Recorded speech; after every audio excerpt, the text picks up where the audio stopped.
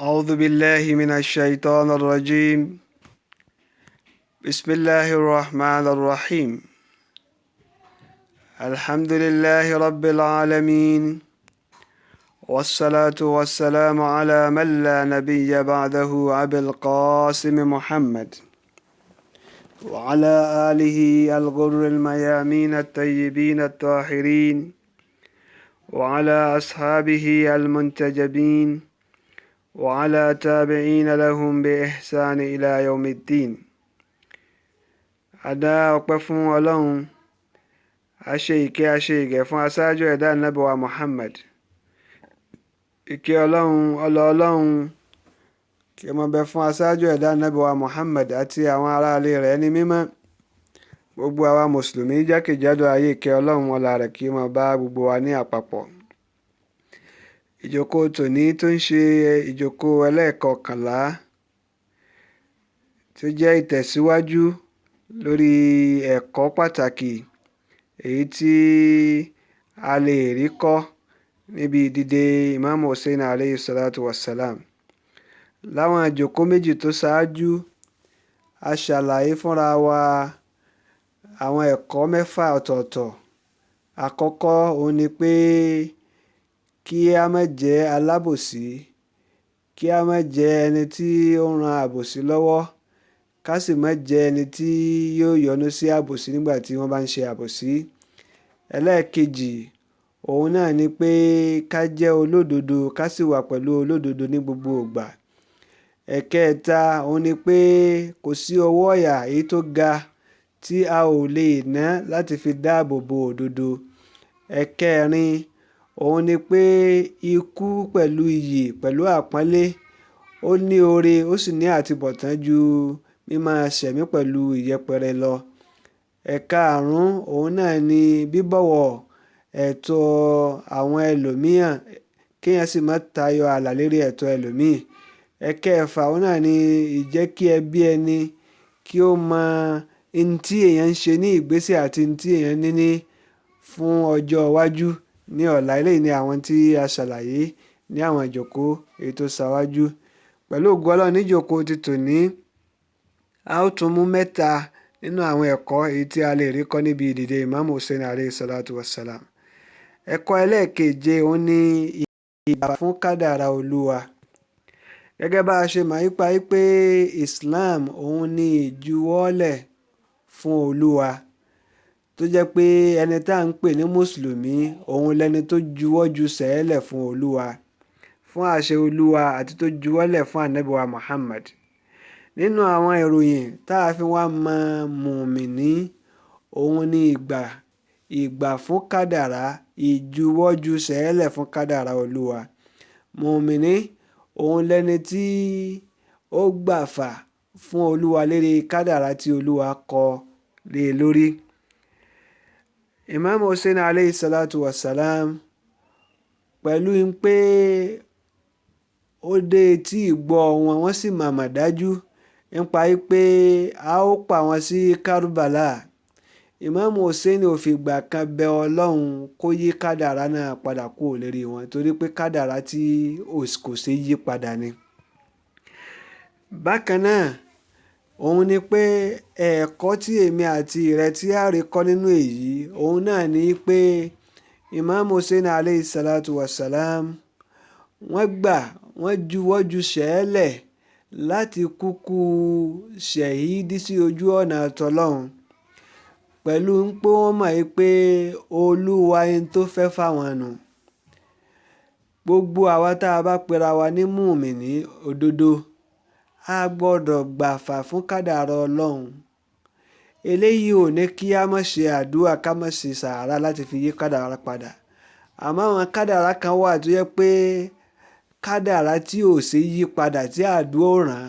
Irú kádàrá báyìí, irú èyí tó ṣẹlẹ̀ sí Imam Hussein yìí, irú bẹ́ẹ̀ náà báwọn náà tó jẹ́ kádàrá tí ò ṣe yí padà, irú bẹ́ẹ̀ tó jẹ́ mùmìnì ó gbọ́dọ̀ sọwọ́lẹ̀ fọlọ́run ni, kò gbọ́dọ̀ jẹ́ni tí ó máa farata nípò ṣe jẹ́mi ni ó ṣe irú èyí fún.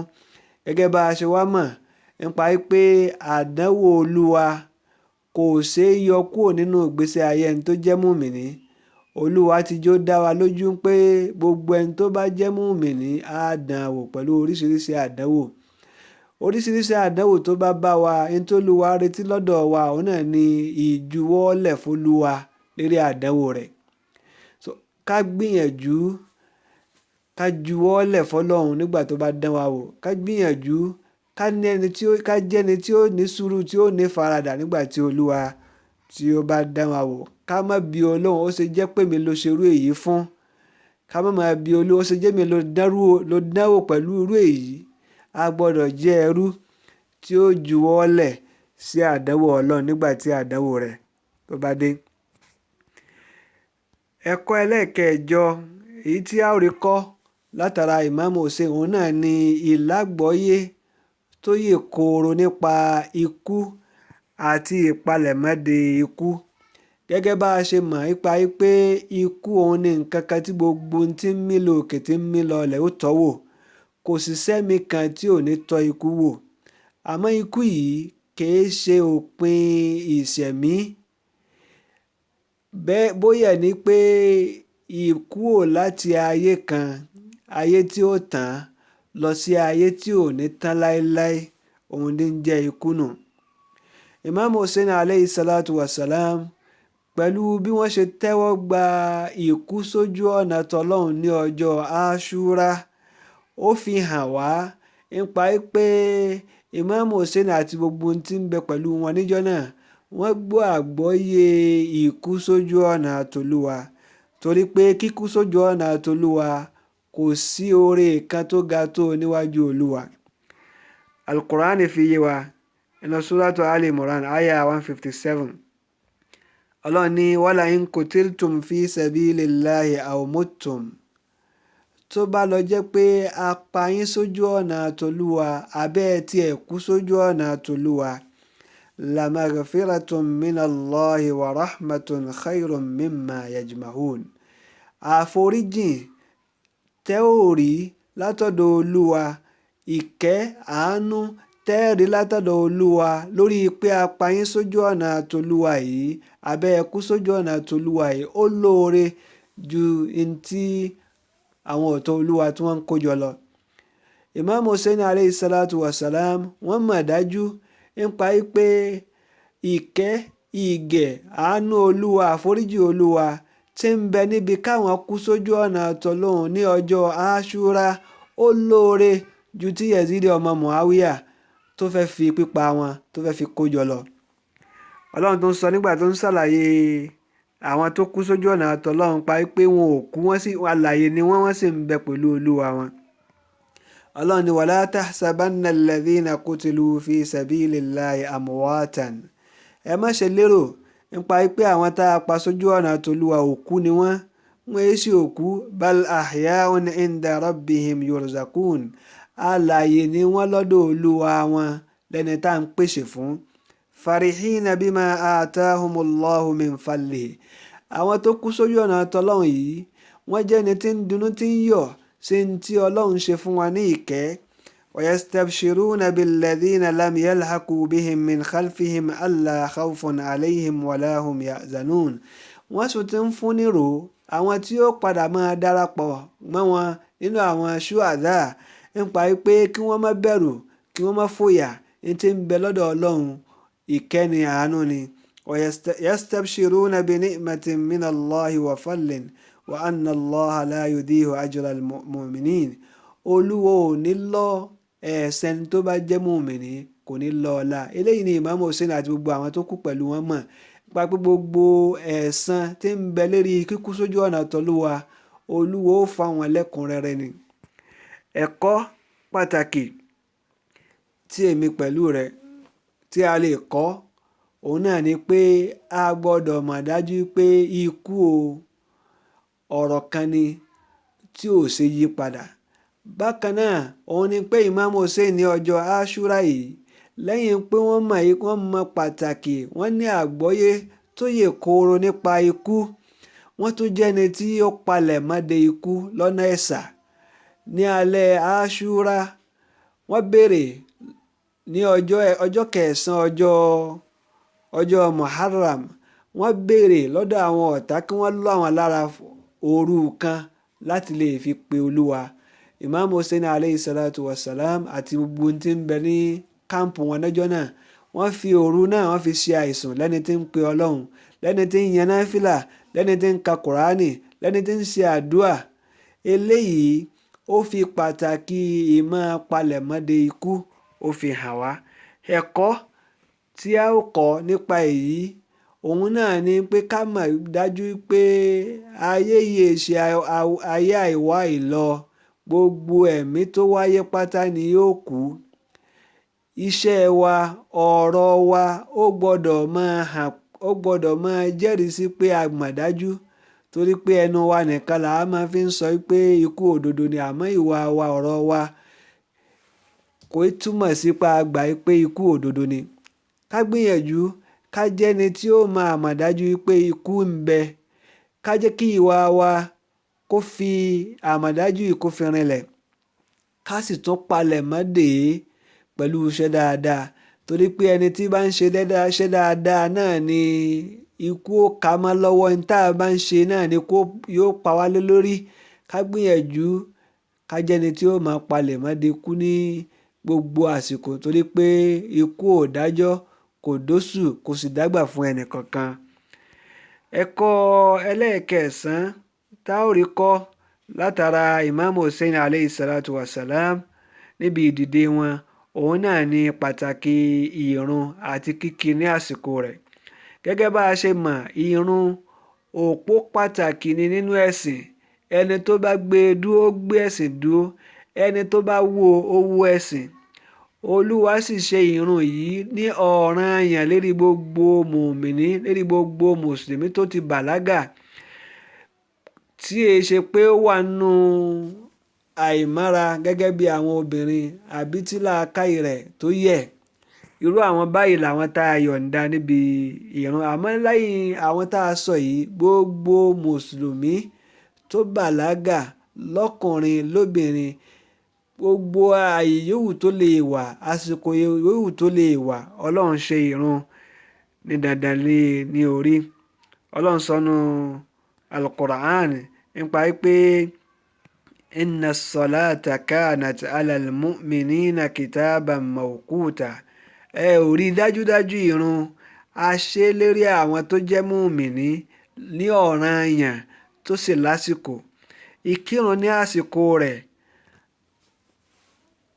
ohun tó ṣe pàtàkì ní fẹ́ni tó jẹ́ mùmìnì. Mùmìnì ò gbọ́dọ̀ jẹ́ni tí ń kírun ní ìgbà tó bá wù, pé àjẹpọ̀ ní ń jọ Olúwa lójú. Anabi sallallahu alayhi wa alihi wa sallam nígbà tó ń fi pàtàkì ìrun tó tún ṣàlàyé rẹ̀ fún wa, ó jẹ́ kó yé wa nípa pé àkọ́kọ́ iṣẹ́ tí Olúwa ó bojú wò lọ́jọ́ àlìkìyámà òun náà ni ìrun. Ẹni yòówù tí ìrun bá ń bẹ nínú ẹrù iṣẹ́ rẹ̀ lọ́jọ́ àlìkìyámà, òun ni Olúwa ó wo àwọn iṣẹ́ yòókù. Bí ìrun ò bá sí ń bẹ, Olúwa á dá gbogbo iṣẹ́ bó ṣe lè wù kéèyàn ṣe, yóò dá a lùyàn láyà ni. Bákan náà, Imam Sadiq alayhi salatu wasalam nígbà tí wọ́n wà ní orí bẹ́ẹ̀dì ibùsùn tí wọ́n ti fẹ́ fayé lẹ̀, wọ́n ránṣẹ́ sí gbogbo àwọn tó jẹ́ ẹbí wọn, wọ́n sì sọ àsọọ́lẹ̀ fún wọn. Inú àsọọ́lẹ̀ tí wọ́n sọ fún wọn òun náà ni pé inna shafa'atana la tanalu mustahiffan bis salat. Ẹ ò rí dájúdájú ìṣìpẹ̀ àwa ará ilé Ànábì kò ní dọ́dọ̀ ẹni tó bá múrun ní fúfúyẹ́. Gbogbo ẹni tí è kírun tó sì pera rẹ̀ lólùfẹ́ Ahlul Bayt, àwọn Ahlul Bayt ò ní ṣìpẹ̀ rẹ̀ lọ́jọ́ àlìkìyámà. Gbogbo ẹni tó jẹ́ pé ìrun nígbà tó bá wù ló ń kí, kò kí lásìkò rẹ̀, ìpè àwọn Ahlul Bayt kò ní dọ́dọ̀ irú ẹni bẹ́ẹ̀. Tí a bá wo ìṣẹ̀lẹ̀ Karbala, Imam Hussein alayhi salatu wasalam ní gbogbo ìgbésẹ̀ wọn, ní gbogbo ìrìn wọn, wọ́n jẹ́ kó yé wa pàtàkì ìrun, torí pé Imam Hussein ní gbogbo àsìkò tí ìrun bá ti tó ni wọ́n á ní kí wọ́n pèrun, wọ́n á sì kírun. Kódà ọjọ́ Àṣúrà, ọjọ́ tá a pa wọ́n yìí, bó sì jẹ́ pé ọjọ́ náà le tó, bó sì jẹ́ pé ọjọ́ náà ro tó, nígbà tí wọ́n kọjú sí àwọn ọ̀tá tí wọ́n ń bá wọn jà, nígbà tí àsìkò àyílà tó, wọ́n béèrè ìyọ̀ǹda látọ̀dọ̀ àwọn ọ̀tá Ọlọ́run yìí, gba pé kán fáwọn níyọ̀ǹda láti kírun fún Olúwa. wọ́n sì kírun fún Olúwa pẹ̀lú bí àsìkò náà ṣe le tó. Àwọn ọ̀tá Ọlọ́run yìí dípò kí wọ́n kírun, wọ́n tún ń ta àwọn tó ń kírun, wọ́n tún ń ta wọ́n lọ́fà ni. Eléyìí ó ń fi pàtàkì ìkírun ní àsìkò rẹ̀ ó fi ń hàn wá. Ẹni tó jẹ́ mùmínì tó fẹ́ràn Ìmáàmù Hùséènì tòótọ́, ó gbọ́dọ̀ ní bàbàrà sí ìrun kíkí. Ẹ̀kejì, ó gbọ́dọ̀ ní bàbàrà sí kíkí ìrun náà ní àsìkò rẹ̀.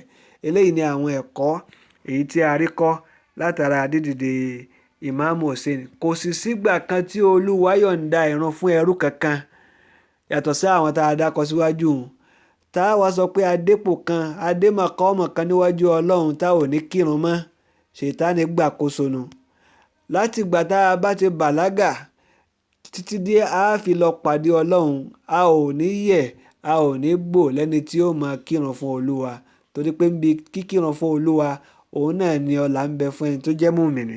Eléyìí ni àwọn ẹ̀kọ́ èyí tí a ó ṣàlàyé ní ìjókòó tòní pẹ̀lú ògo Ọlọ́run. Assalamu alayka ya